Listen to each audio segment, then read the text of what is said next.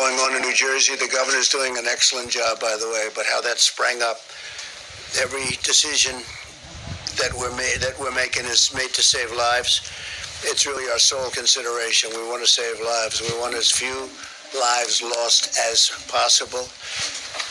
It's therefore critical that certain outlets stop spreading false rumors and creating fear and even panic with the public. It's just incredible. I could name them, but it's the same ones, always the same ones. I guess they're looking for ratings. I don't know what they're looking for. It's so bad for our country. And so bad, the people understand it. You look at the levels and approval ratings, and they're the lowest they've ever been for media. It's so bad for our country, so bad for the world. You ought to put it together for a little while, get this over with, and then go back to your fake news. During a national emergency, it's just essential that the federal decision makers cut through the fog of confusion in order to follow the facts and the science.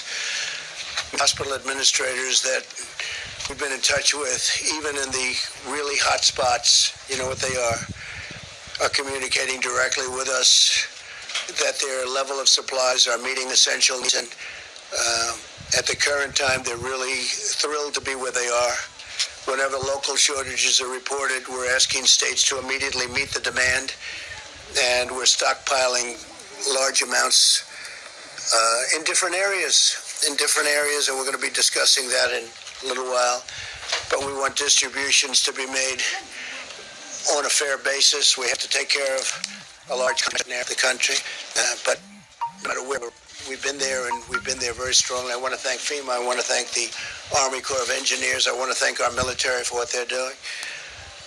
And we're going to be adding a tremendous amount of military to help supplement the states. Thousands of soldiers, thousands of medical workers, professionals, nurses, doctors. And it'll be a large number. We'll be telling them over the next very short period where they're going. They're going into war. They're going into a battle that they've never really trained for. Nobody's trained for this. Nobody's seen this. I would say since 1917, which was the greatest of all.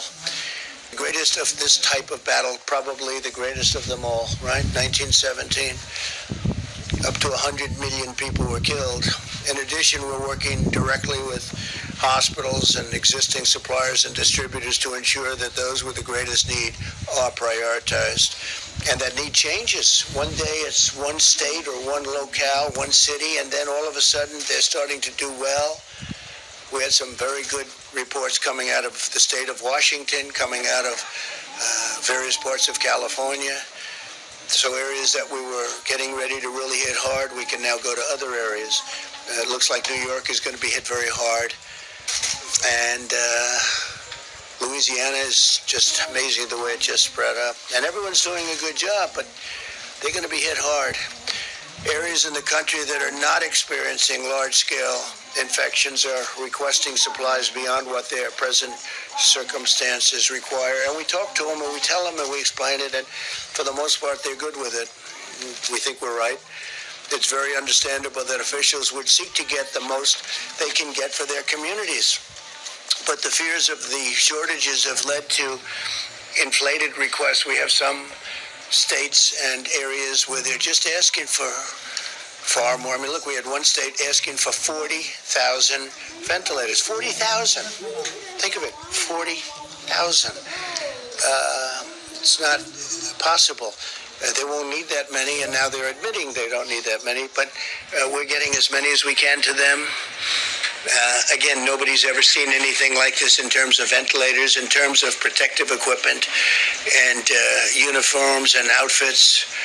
But it makes it more difficult for distributors to prioritize the real need, and it could intentionally, and, you know, look, everybody has proper intentions, but they want to make sure they're 100%, and sometimes when they know they don't need it, they want it anyway.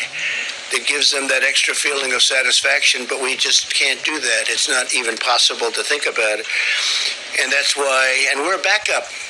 Remember, we're a backup. We're the greatest backup that ever existed for the states. especially when we start getting into the hospital building business and getting into the medical center building business. When you see we built many hospitals, numerous hospitals in some states and medical centers. That's why my administration's been requesting actual numbers directly from the states and hospitals to meet their needs, because you see it as sure as you can see it. And when the brunt of it comes, we want to be ready to hit the area that needs it. We don't want to have spent everything in one area and they don't need it there anywhere near the extent. So let me be extremely clear about one point. We will move heaven and earth to safeguard our great American citizens. We will continue to use every power, every authority, every single resource we've got to keep our people healthy, safe, secure, and to get this thing over with. We want to finish this war. We have to get back to work. We have to open our country again. We have to open our country again. We don't want to be doing this for months and months and months. We're going to open our country again. This country wasn't meant for this. Few were. But we have to open our country again. I just spoke with the leaders of, I would say, virtually all of the sports leagues. Rob Manfred, Commissioner of Baseball, Major League Baseball. Roger Goodell, Commissioner of the National Football League. Adam Silver, Commissioner of the National Basketball Association. Gary Bettman, Commissioner of the National Hockey League. Jay Monahan, Commissioner of the PGA Tour. Kathy Engelbert, Commissioner of the Women's National Basketball Association. Dana White, the Ultimate Fighting Championship. Vince McMahon, President of the WWE. Don Garber, Commissioner of Major League Soccer. Steve Phelps, President of NASCAR. Michael Wan, Commissioner of the LPGA. Roger Penske, Founder and Chairman, Penske Corp. And Drew Fleming, President of the Breeders' Cup. And there are a couple of others on, and these are all the great leaders of sport, and they want to get back. They got to get back. They can't do this. The sports weren't designed for it. The whole concept of our nation wasn't designed for it. We're going to have to get back. We want to get back soon, very soon. For example, and I have to say, we're using the Defense Production Act very powerfully. In some times directly, in many cases indirectly. Just the threat of it's usually enough. But FEMA and HHS have ordered 180 million, think of that, 180 million. Who ever heard of 180 million N95 masks? And we're working now with 3M to see whether or not that all works out, but we want them to help our country. And I think it's going to be okay. We're going to soon let you know, but we need the masks. We don't want other people getting it. That's why we're instituting a lot of Defense Production Act. You could call it retaliations, because that's what it is. It's a retaliation. If people don't give us what we need for our people, we're going to be very tough, and we've been very tough. Usually we don't have to use it, but we've used it plenty. It's turning out more and more, unfortunately, and it works very well.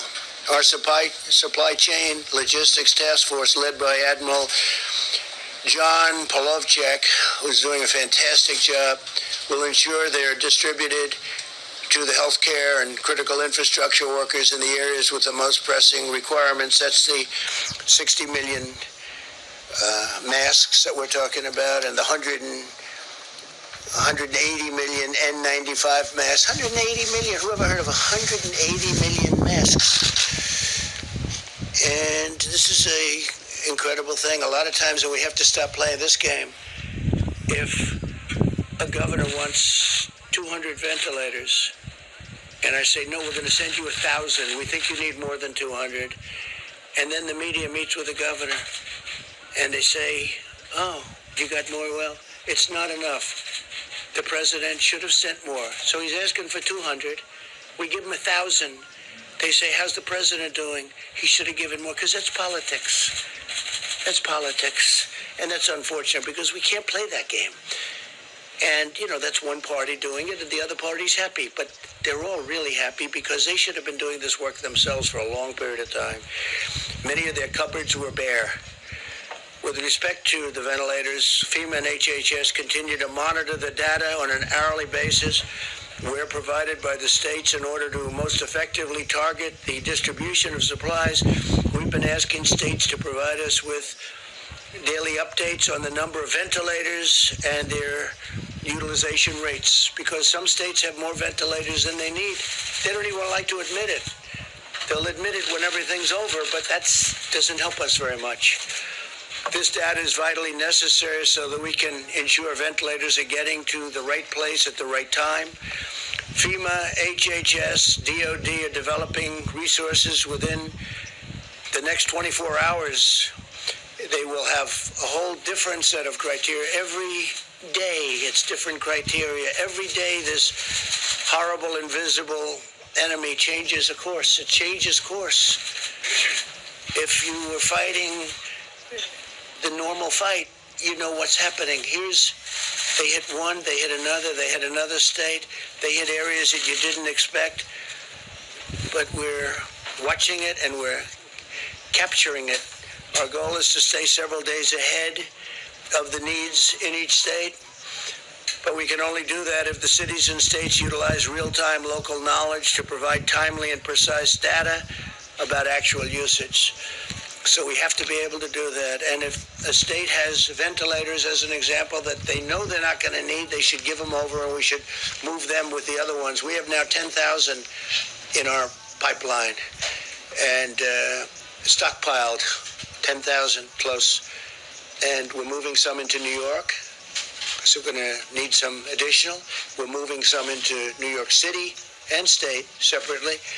And we're bringing them to the point where they'll need them. I can also report that at my direction, 1,000 military personnel are deploying to New York City to assist where they're needed the most. That's the hottest of all the hot spots. New Jersey is right there. It's right next to it. And I don't know if that's overflow, but New Jersey's, it's a great state, and it's a crowded state also, where you have people on top of people. It's always tough, but we're bringing some of the ventilators. We got some for New Jersey just yesterday, and we're going to bring them some more, including doctors. We're getting doctors, nurses, respiratory specialists, and other support workers. These are from the military. We're taking people now out of our military. We've been doing it, but now we're doing it on a larger basis, and I want to thank Secretary of Defense Esper, who will detail some of what we're doing tomorrow and Monday. As the situation in Washington State continues to stabilize, we're returning a 300-bed federal medical station to a different location, so where we need it, and we appreciate that. They won't be needing it, and we appreciate them letting us know we're going to move it to a different location. It was already built. Many governors initially made large requests for federal support for their states in anticipation of a greater number of cases, but the residents of Washington State have done a really good job of following the federal distancing guidelines. They really have. I'm also pleased to report that Oregon will be spending and sending. They're spending a lot of money because they really did stockpile well, and they're also sending 140 ventilators directly to New York, which we appreciate. And I want to thank the Vice President for the great work he's doing every day dealing with our nation's governors. Mike Pence has been working day and night on this, and we want to get it over. He's got to get a little more sleep than he's getting. He hasn't been getting very much, I will tell you that. And we're all in this together, and it's a beautiful thing to see how people are joining forces to help one another. They really are. In addition to our courageous doctors, nurses, and healthcare workers, I also want to thank the incredible food supply workers who are feeding our nation. I spoke just a little while ago to Senator Boozman. You know Senator Boozman. We all do. He's a great senator. He's a great person. We spoke just this morning, and we discussed how important it is to keep our farmers and ranchers, processors, and distributors in our nation's prayers.